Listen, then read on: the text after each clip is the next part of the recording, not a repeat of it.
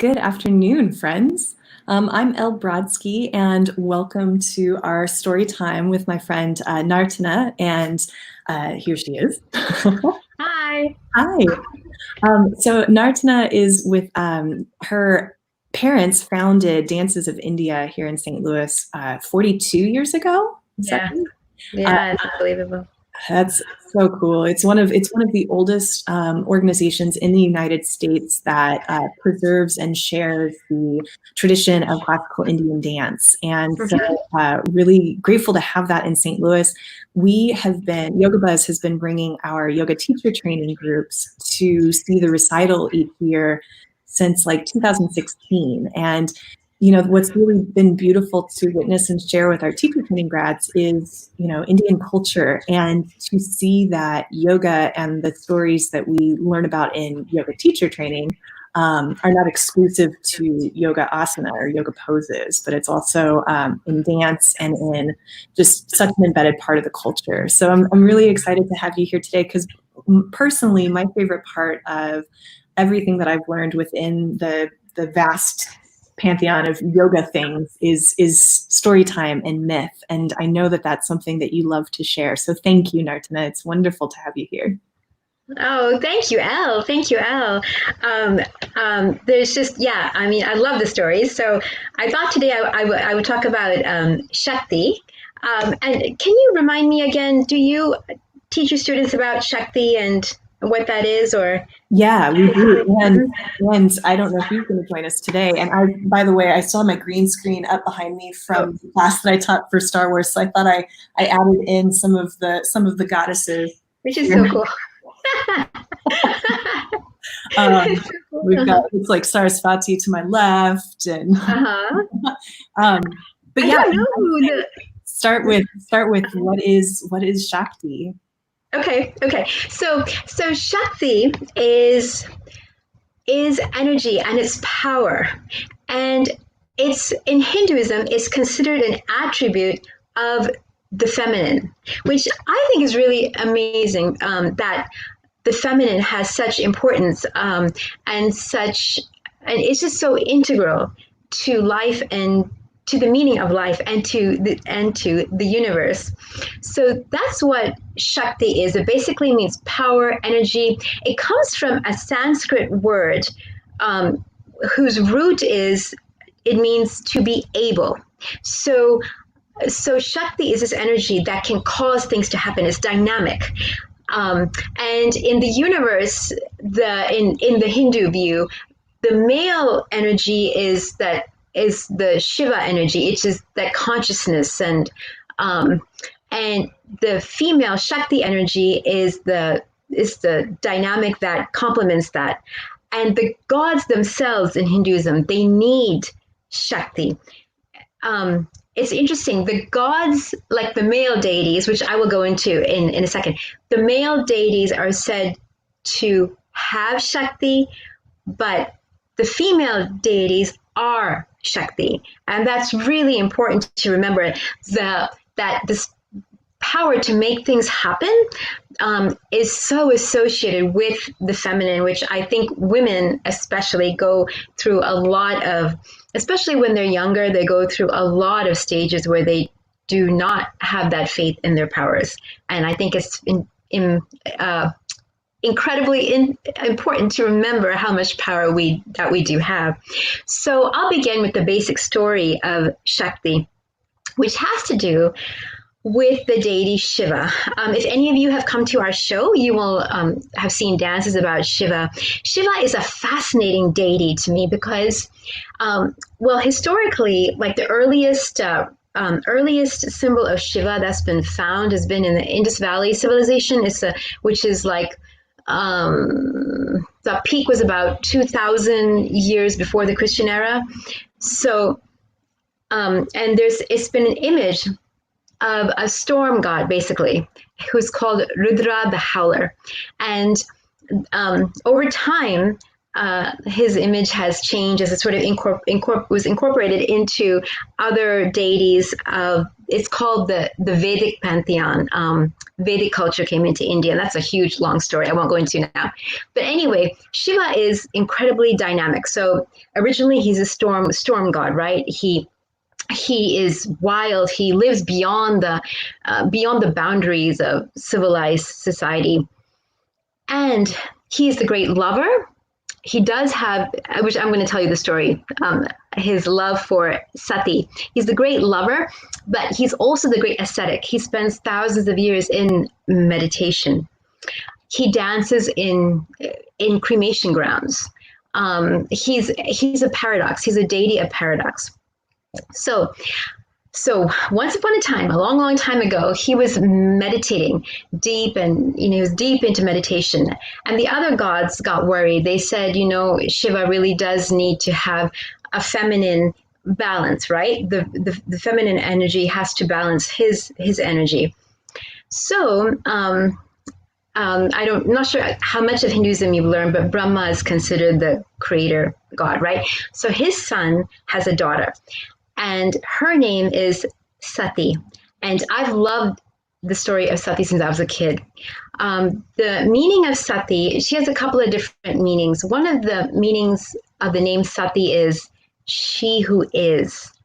In Buddhism, the name Sati means mindfulness and awareness. So I love that, the she who is. Anyway, so Sati was a beautiful girl, and she while, like, even when she was a little girl, she would go outside and she would always think of Shiva. She would think of this beautiful world, and she would always think it's, above this beautiful world is Shiva. She was always enamored of him. And when she was a teenager, all the other girls would talk about various princes and things like that, but she was always focused on Shiva. And so her father saw this, and the gods wanted her to marry Shiva, but Shiva still really didn't notice her. And what does she do? This is, I think, a beautiful aspect of the story. She went into deep meditation. She like went into a grove, and she went deep into herself. She did several years of penance and austerity, and all of that, right, is to find your inner self, right, is to find your own power. And then she does that, and she marries Shiva. So Shiva and Sati both marry, and it's a great marriage. There's a big wedding. But the father-in-law doesn't like Shiva very much, because Shiva, as I said, is kind of wild. He lives outside of the bounds of normal society. They say his hair is matted. There's like a serpent around his neck, right? So there is this tension between the father-in-law and Shiva knows it, but doesn't say anything. Anyway, Shiva and Sati go off into a cave in the Himalayas on Mount Kailasa. That's their home, and they're very happy. But then what happens is, she hears that a big yajna, which means sacrifice, a big sacrifice is being performed by her father. In the old days, these sacrifices were very important to ensure a king maintains his power. It was done for blessing, to bring great prosperity and fortune and happiness, to remove all evil. So a lot of the Brahmin sages were there. There were fires and stuff, and the king is having this big sacrifice. But Sati hears about the sacrifice, and she's surprised. She's like, why wasn't I invited? Like, why didn't my father invite me, his own daughter? And she doesn't know it, but at their wedding celebration, the father sort of ignored Shiva. Whoops.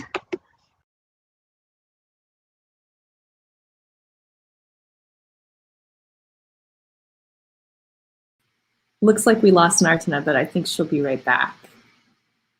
I'm so excited. So as Nartana was saying, the idea of Shakti is, there's lots of different embodiments of Shakti, right? So you've got all of these goddesses behind me who are all different incarnations of Shakti. Oh, sorry. There you are. Oh, yeah, hi, sorry, I disappeared. Sorry, I don't know what happened.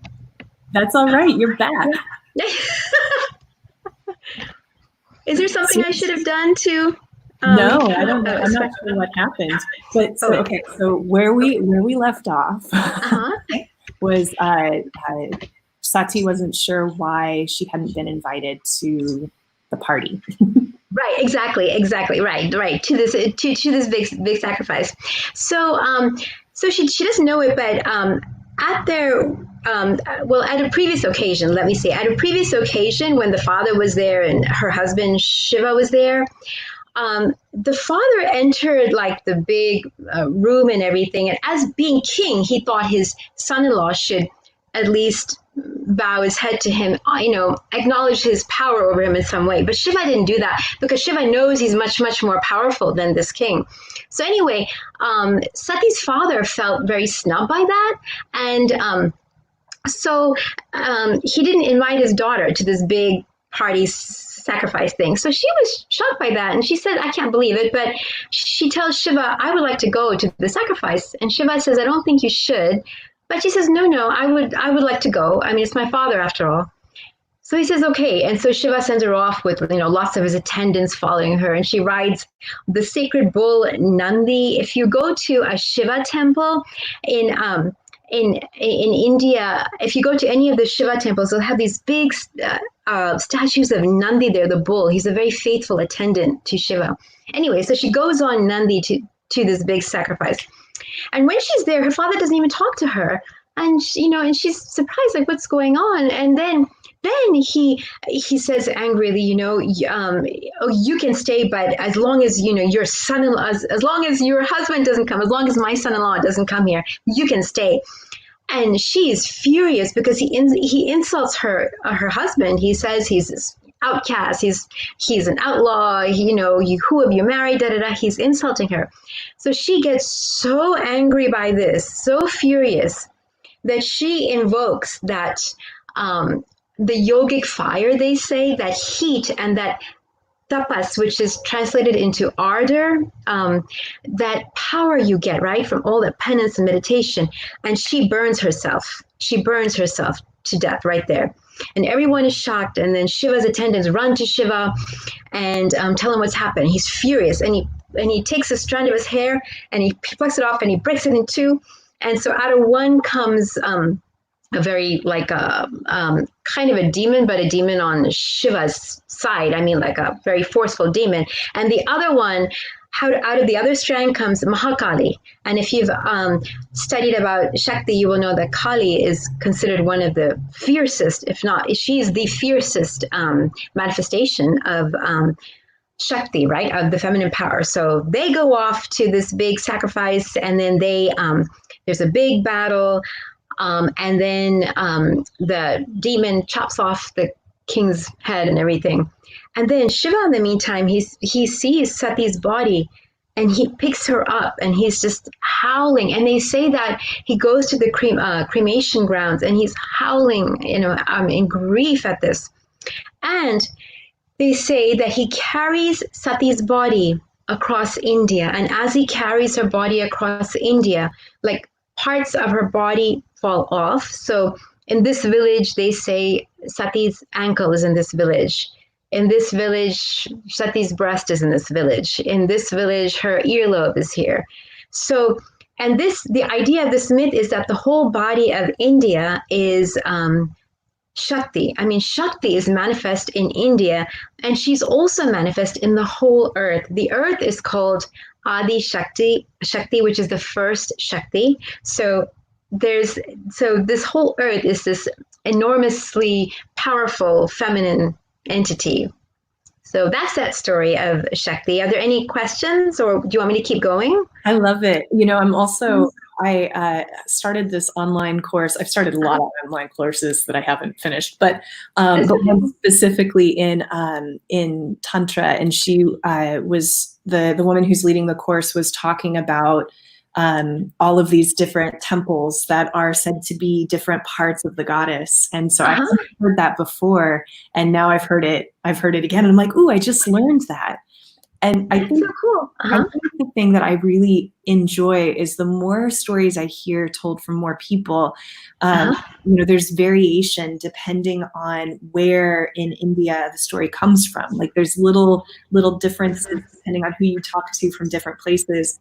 And I remember the first time I went to the Hindu temple here in St. Louis to meet with some new friends to talk about International Day of Yoga a few years back. And somebody was telling a story and I was like, oh, I heard this story, which is conflicting with that story of the same deity. And they're like, yes, that one's true. That is also true. Like, just the acceptance of there's so many different ways to tell these stories because they're reflections of being. Absolutely. There's so many different paradoxes in Hinduism. There's so many different paradoxes. In fact, I was thinking of telling you guys this, that I think, like all Hindus, I would say the one thing they all hold in common is the Bhagavad Gita, the Song of God. I think that is common to all Hindus. But beyond that, the variety in the stories is just extraordinary. And I love that. And it's from region to region. Yeah. And all the, sorry, go ahead. I was just agreeing. This is the stuff that I get so excited about. Yeah, I mean, it's really so cool, right, to hear of these very, very powerful, strong energies. And there, in my research on Shakti, it's interesting that power has always been there in Hinduism, the feminine power, but this is on terms of society, right? And some of the societal structures, women have been held down very much. So there's always this tension between the goddesses and then the reality of the human females. But that's why we do need to believe in our own powers. That's absolutely for sure. Yeah, it's oh man, there's so many things that are popping into my head. I think that's what I really have resonated with as far as like the stories of the goddess and Shakti, because it is like this radical affirmation of the wide spectrum of what it means to be a woman, what it means to have that creative energy that pulses through all of us, whether or not we have girl parts or boy parts, and and just that like there's I want more stories like that in the world, right? Oh, it's so cool. Yeah. I mean, then, I'm wondering if I should tell you. Well, I was just thinking about the different manifestations of Shakti. So we have the story I've told you about Sati, and oh, by the way, I forgot to tell you before she burns herself, she tells her father. She says, "In my next life, I'm going to be reborn to a father I can be proud of," and so she's reborn as the goddess Parvati. So do you want to hear that story as well? Yeah. Oh, okay, all right. So Parvati is the daughter of the god of a mountain, Himavan, and his wife, who's this beautiful celestial nymph named Menaka. She's called an Apsara, and I love the word, just on a little tangent, I love the word Apsara. It means the essence of water. So these are celestial dancers who will be dancing around the world, you know.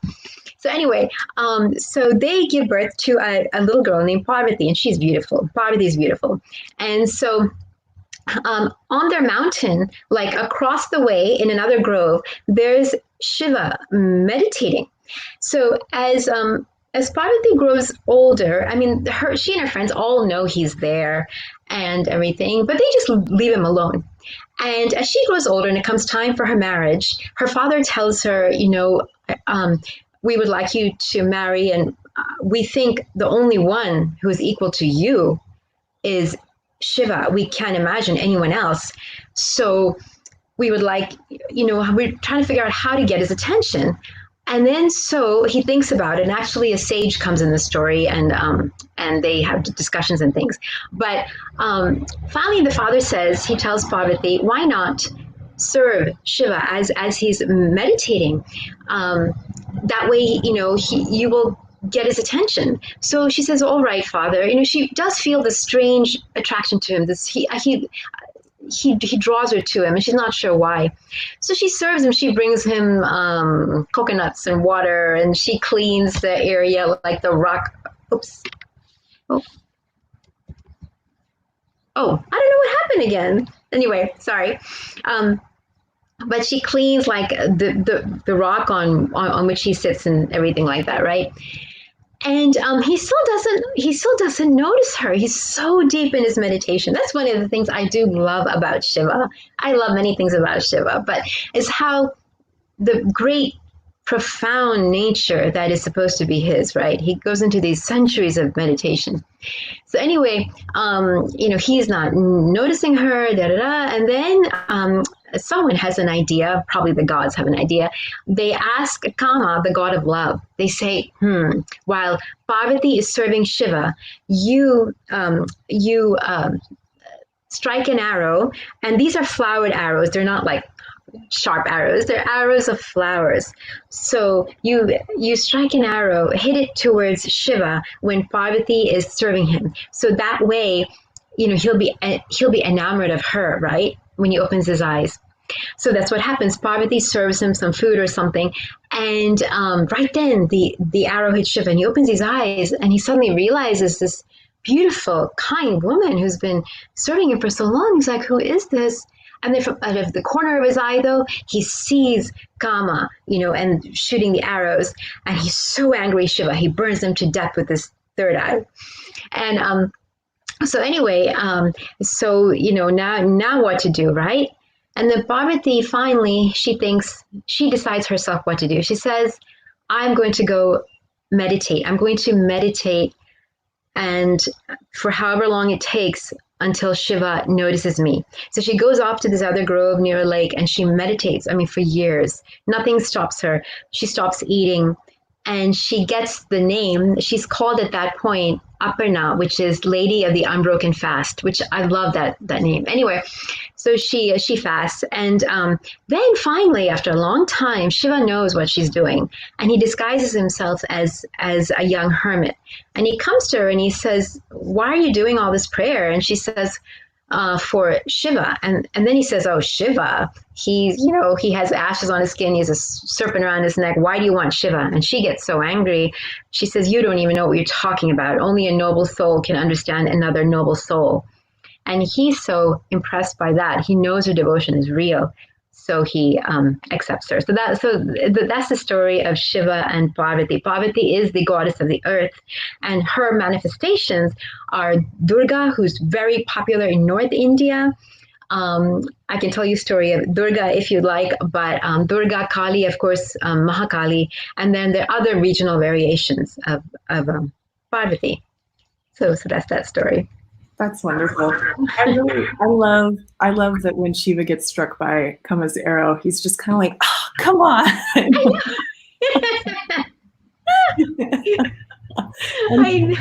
Sometimes we miss the beautiful things in front of us unless somebody reminds us.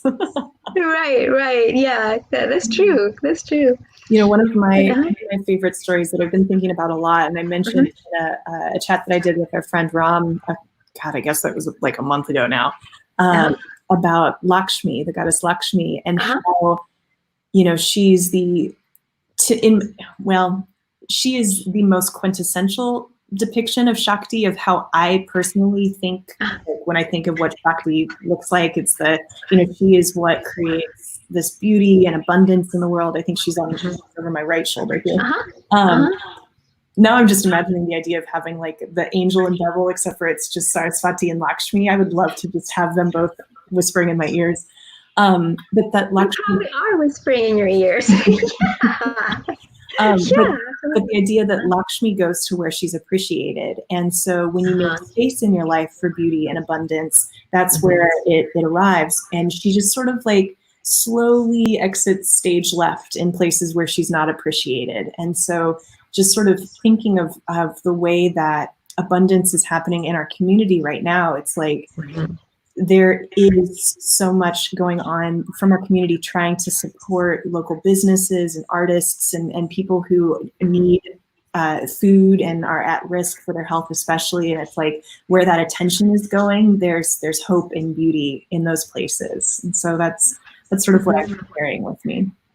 Oh yeah, that's beautiful, Elle. That's beautiful. Yeah. I love how she's as much manifestation of Shakti. In the sense, she's of course much more refined, right? Oh, I guess I should look here at the camera. I always forget, but she's more refined and more elegant. She's that dignity, as opposed to the Durga and the Kali, that the strength. And then there's Saraswati, of course, whom I adore, and that idea that all that creativity.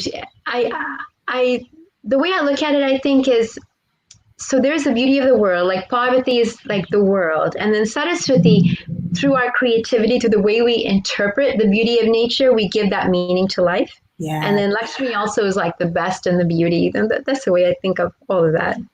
I keep throwing sentences with my favorite parts, so clearly I have a lot of favorite parts.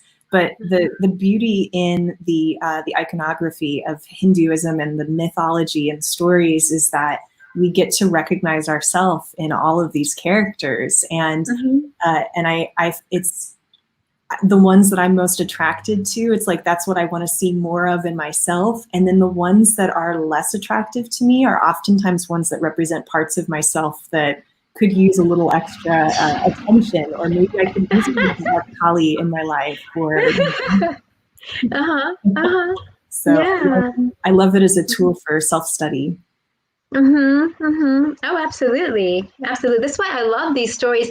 As a kid in India, about a couple of years, maybe the year I was born, but these comic books came out called the Amar Chitra Kathas. Have you seen those? I don't know. No, these are comic books which they're wonderful. They're illustrated tales of all the deities, and it's not just deities; it's the kings and queens of India, Buddha, Jesus Christ. I mean, it's got stories of everyone. So when I spent summers in India, I would read and read these, and I have a pile of them at home. Every time I go to India, I buy more. And a lot of the kids now don't even know about them, but they're wonderful. Yeah. And those stories I read then; they're still in me, and so yeah. Oh, I love them. Thank you so much for doing this, Nartana. I'm so excited that we had the opportunity, and I'm really excited for Friday with mudras. Oh, sure. Yeah, absolutely. And there's that, there was that one other story. Should I save it for next time? Where the one where it actually does not have to do with Shakti, but I thought it's good for the quarantine time we're in now. Do you want to hear that quickly, or should I say Friday? Yeah. Yeah, because we started a bit late, so that's all right. Go for it. Okay. Well, so this story is about Krishna and Narada. So Krishna, of course, you will know Krishna.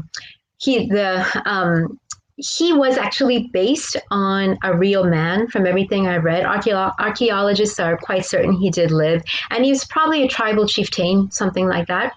And legends grew about him. Anyway, Narada, whom you may or may not have heard of, plays a huge role in Hinduism. He's the sage who's been cursed to wander eternally. So I wanted to tell you a story about Narada and Krishna. Narada is devoted to Krishna, devoted to Vishnu. Krishna is an incarnation of Vishnu. So, and this story I love. I've always loved it, and I think it's perfect for this kind of quarantine time the whole world is in. So, Narada goes to visit Krishna one day. And so in Hinduism, there's a concept called Maya, which is illusion, that so much of what we see is illusion. So anyway, Narada goes to Krishna and he says, Krishna, I don't understand this concept of Maya. What is this? And Krishna says, let's take a walk. So they go and take a walk. They leave Krishna's beautiful palace in Dwaraka, which actually they say has been found on an island which is underneath the ocean off the west coast of India. They say that's Dwaraka. Anyway, they walk through Dwaraka, and beautiful palaces and boulevards and things like that. And Krishna is telling Narada all about Maya, how so much of what we think is real isn't. Things maybe we ignore really are real, like what is the nature of reality. So they're walking and taking, just chatting, and they leave the boundaries of the city, and they're out in the countryside, and they're walking through meadows and all that. And after a while, the trees and the flowers all just sort of, disappear, and they're into sort of a desert area. And they keep walking. Krishna keeps telling Narada about what Maya is, how to understand the world. Then Okay, sorry, I don't know what's going on. Then when they're out, oh, okay. Then when they're out in the desert, Krishna says, "I'm really thirsty. Could you please get me some water?" And Narada says, "Of course I'll get you water, Krishna. Of course." He doesn't know where because they're in the desert, but he says, "Okay." And off in the distance, he sees an oasis. So he says, "I'll go get you water from that oasis." So Krishna waits, and Narada goes.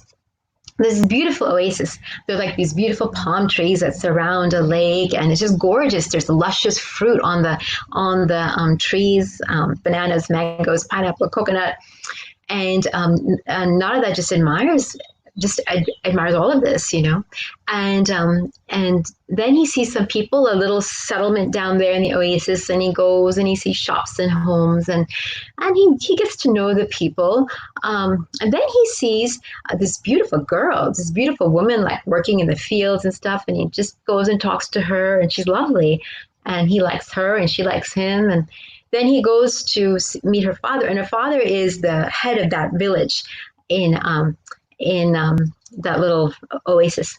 And so he talks to the father, and everyone gets along so well that Narada basically asks the girl's father, "I would like to marry your daughter if you agree." So the father likes Narada, and then they get married. And then because the father is a chieftain, he teaches Narada responsibilities in the village, how to handle the fields and all that stuff. Narada does all of that, the fields, accounting. He and his wife have a couple of children. And then one night, all of a sudden, clouds come on the horizon. It looks like a storm is coming.